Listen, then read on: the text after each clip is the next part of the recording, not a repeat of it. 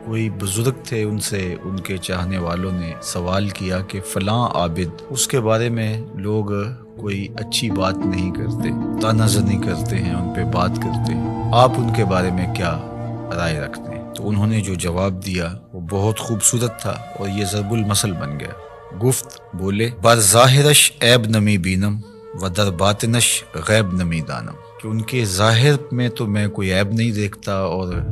جو ان کا باطن ہے اس کو میں اس لیے نہیں جانتا کہ میں کوئی غیب دان نہیں ہوں کہ میں یہ دعویٰ کروں کہ میں ان کے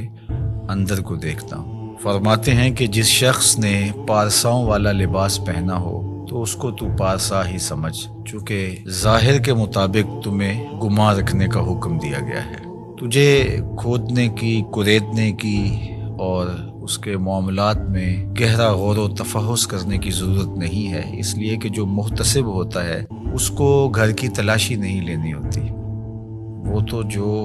چیز سامنے آتی ہے اس کے مطابق ہی اس کا احتساب کرتا ہے۔ تو اگر یہ ہمارے رویے اور ہمارا طرز زندگی اور ہمارا انداز معاشرت اس طرز پر آ جائے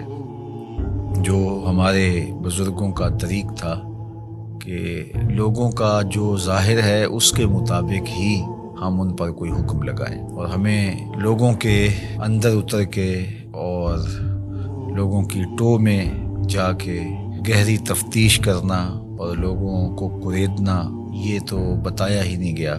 لا تجسسوا، ہمیں تو یہ کہا گیا ہے کہ تم جاسوسی نہ کرو۔ تو آج ہمارے جو رویے ہیں وہ بالکل اس کے برعکس ہیں۔ ہم وہاں تک اتر جاتے ہیں لوگوں کے حوالے سے اور بدگمانیوں کو پھر پالتے ہیں، اور پھر ان بدگمانیوں کے مطابق اپنا ذہن بنا لیتے ہیں اور پھر باقاعدہ اس کو آگے منتقل کر لیتے ہیں۔ تو بعض اوقات ہمارے غلط اندازے کی وجہ سے کسی شخص کی تصویر معاشرے میں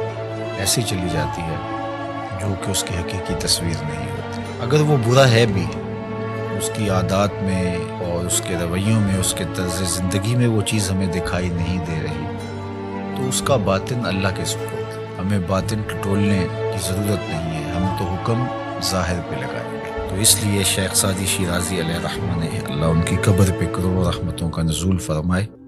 انہوں نے اس حکایت کے اندر بزرگوں کا خوبصورت کردار بیان کیا ہے کہ تم لوگوں کے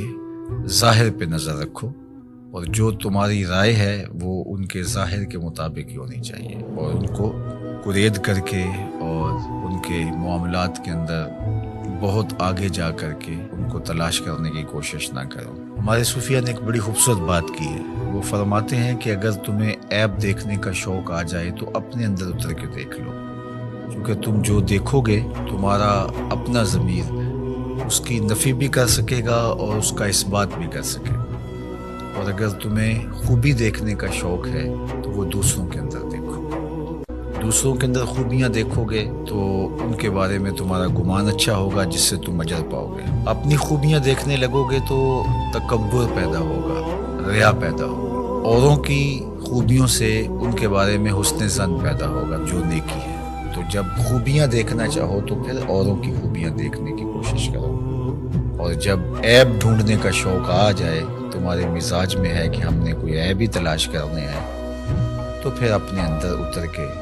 اپنی کوتاہیوں کو، اپنے عیوب کو